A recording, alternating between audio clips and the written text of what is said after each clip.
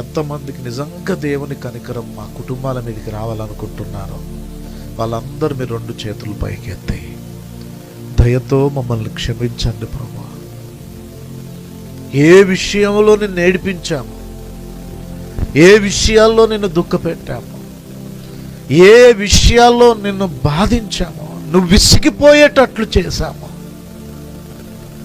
అయ్యా, క్షమించండి ప్రభువా. సంఘము ఎదుట బాగానే ఉంటున్నాం, కుటుంబీకుల ముందు బాగానే ఉంటున్నాం, పరిశుద్ధుల ముందు బాగానే ఉంటున్నాం, కానీ మా త్రోవలు సరిగా లేవు, మా స్నేహాలు సరిగా లేవు.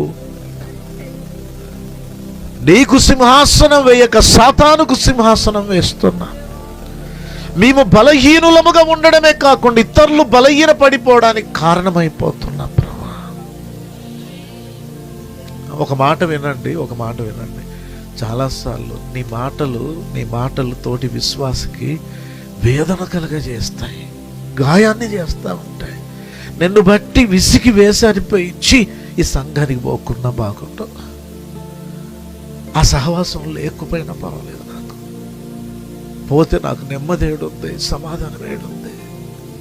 ఈ మనుష్యుల విపరీత బుద్ధి నా హృదయాన్ని గాయం చేస్తుందని ఎంతమంది నిన్ను బట్టి ఏడ్చారో బిడ్డ, ఎంతమంది నిన్ను బట్టి దుఃఖపడ్డారో. నీ ప్రవర్తన దేవునికి విసుగు పుట్టించిందేమో, దేవునికి బాధ కలిగించిందేమో. బైబిల్ పట్టుకున్నంతసేపు బాగానే కనబడుతున్నావు, కానీ బయట నువ్వు నడుస్తున్న నీ త్రోవలు మంచిగా లేవేమో. నా ప్రజల త్రోవల మీద నిన్న దృష్టి ఉంచానంటున్నాడు ఆయన. ప్రేమ చూపే దేవుడే. మోషే, సమూయేలు వీరి కొరకు నా సన్నిధికి వచ్చి నిలబడి మొరపెట్టిన నేను వారిని అంగీకరించినట్టున్నాడు. యేసయ్య, దేవుని హృదయం ఎంత గాయపడింది బిడ్డలారా.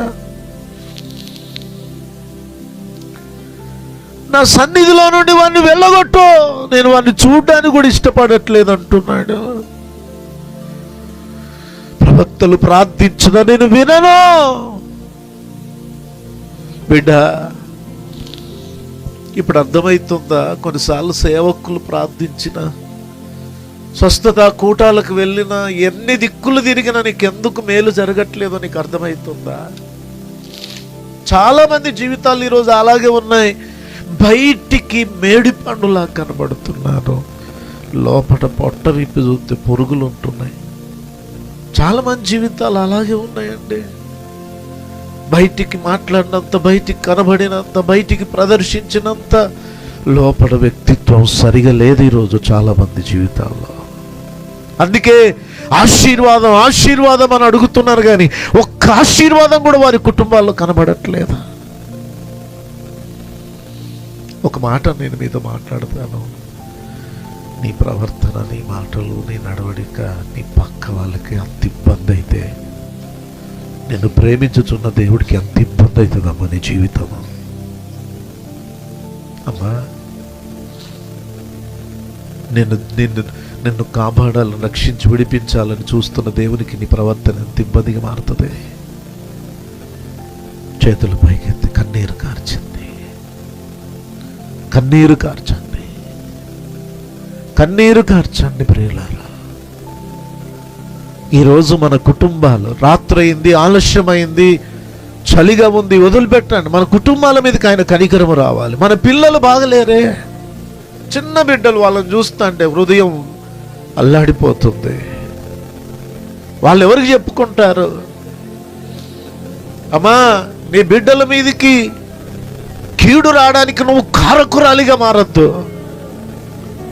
నీ కుమారులు, నీ కుమార్తెలు శాపగ్రస్తులు అవ్వడానికి నువ్వు కారకుడవు కాకూడదు.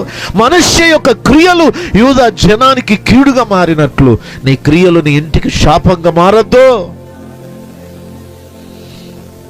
మీరు ఆ తర్వాత 18వ అధ్యాయం 19వ అధ్యాయంలో చదివితే మొదటి 3 వచనాలు అంటాడు, యూదా యొక్క పాపము ఇనుప ఘటముతో రాయబడింది, దాన్ని ఎవరు తుడిచివేయలేనంతగా అతని పాపములు నా ఎదుట రాయబడున్నాయి అంటున్నాడు.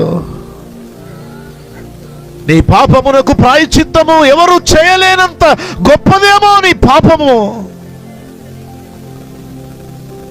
భర్త మాట వినవు, పెద్దల మాట వినవు, నీ బుద్ధి అయిపోతుంది. ఎవరి మాట వినకుండా భయము లేకుండా ప్రవర్తిస్తున్నావు. ఎంతకాలం? దేవుడే నీకు విరోధిగా మారితే. కీర్తనలు 34 అధ్యాయంలో రాస్తుంది, భక్తిహీనులను దుష్టులను సంహరించడానికి యెహోవా సన్నిధి వారికి విరోధంగా బయలుదేరిందంట. నీ బుద్ధి మార్చుకోకపోతే, ప్రవర్తన మార్చుకోకపోతే, దేవునిగా ఘనపరచకపోతే, ఆత్మీయ జీవితాన్ని సరిచేసుకోకపోతే, దేవుడే నీకు విరోధిగా మారితే నిన్నెవరు కాపాడతారు? ఇశ్రాయేలు ప్రజలు అంటున్నారు, మేము చికిత్స నొందకుండానంతగా నీవు మమ్మల్ని శిక్షించావా ప్రభువా? మాకు వైద్యం దొరకట్లేదు, ఔషధం దొరకట్లేదు, వైద్యులు మాకు పనిచేయట్లేదు ప్రభువా, స్వస్థత లేదయ్యా, ఆరోగ్యము లేదయ్యా, నెమ్మది లేదయ్యా, డబ్బులన్నీ పోతున్నాయి కానీ మాకు ఆరోగ్యం దొరకట్లేదయ్యా. కన్నీరు గార్చు, నోరు తెరువు, యేసయ్యా అని పిలువు, తండ్రి అని పిలువు, నా ప్రభువా అని పిలువు. ఈ రాత్రి నీ కనికరం నాకు కావాలి యేసయ్యా అని అడుగు. నీ దయ, నీ వాత్సల్యత నాకు కావాలి ప్రభువా, నీ కృప నాకు కావాలి ప్రభువా, నీ కృప నాకు కావాలి.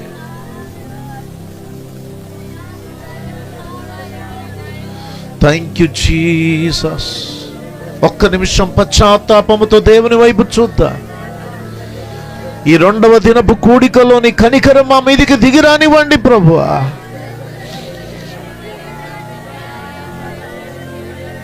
నీ బాధలో, నీ వేదనలో, నీ వ్యాధిలో, నీ సమస్యలో నువ్వు యెహోవాను ఆశ్రయించకపోతే ఎడారిలో అరుహ వృక్షం వలె నువ్వు మిగిలిపోతావు. చవిసారము లేని స్థితి, చవిసారము లేని పరిస్థితి అయిపోతుంది నీ జీవితంలో. ఉన్నావా అంటే ఉన్నావన్నట్టుగా ఉండిపోద్ది, కానీ నీ ఆత్మీయ జీవితంలో మేలేది కనబడదు. జాగ్రత్త. దేవుని కృపని మీదికి వచ్చున్నట్లు నీ దోషము నొప్పుకో, నీ పాపము నొప్పుకో, నీ బలహీనత నొప్పుకో. ఆయన మహాకనికరము నీ మీదికి దిగి వచ్చున్నట్లు కన్నీరు కాచు, పశ్చాత్తాపడు. మరి ఎన్నడూ కూడా దేవుని దుఃఖ పెట్టే పని చెయ్యకు. యేసయ్యా నన్ను కరుణించు ప్రభువా. హల్లెలూయా, హల్లెలూయా, హల్లెలూయా, హల్లెలూయా.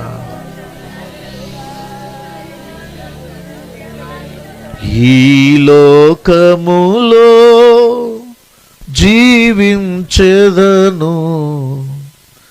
నీ కొరకే దేవా. ఈ లోకములో జీవించెదను నీ కొరకే దేవా. నా ప్రియ యేసు,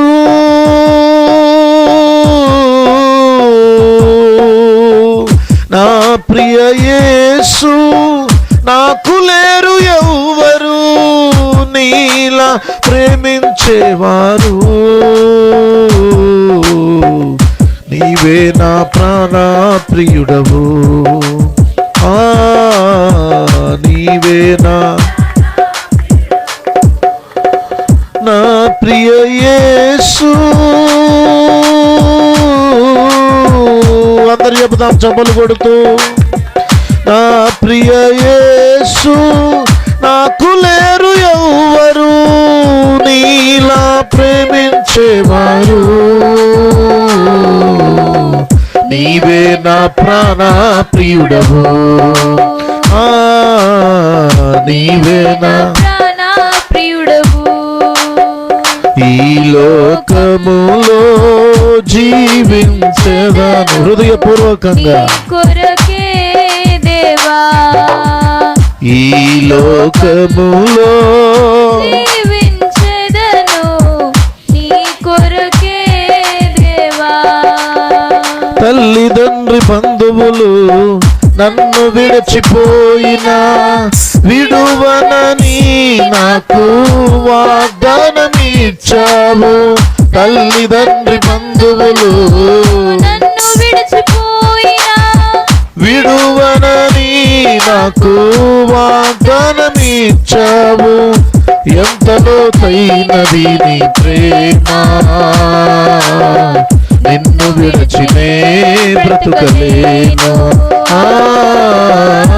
ఎంత లోతైనది నీ ప్రేమ, నిన్ను విడిచినే బ్రతుకలేను.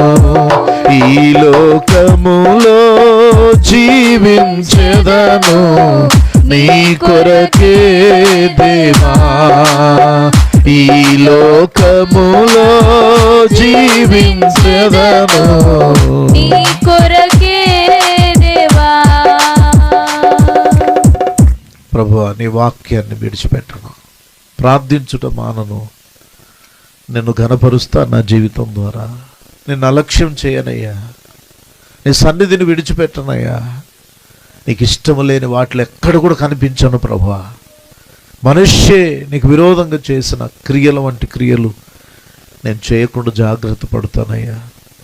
నా కుటుంబాన్ని కనికరించి అందరూ చేతులెత్తి అడుగుదాం.